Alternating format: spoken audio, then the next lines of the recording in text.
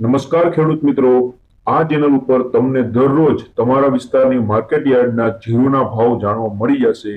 દરરોજ વિડીયો મળતો રહે એટલા માટે ચેનલને સબસ્ક્રાઇબ કરી લ્યો। હવે આપણે જોઈ લઈએ જીરુના ભાવ।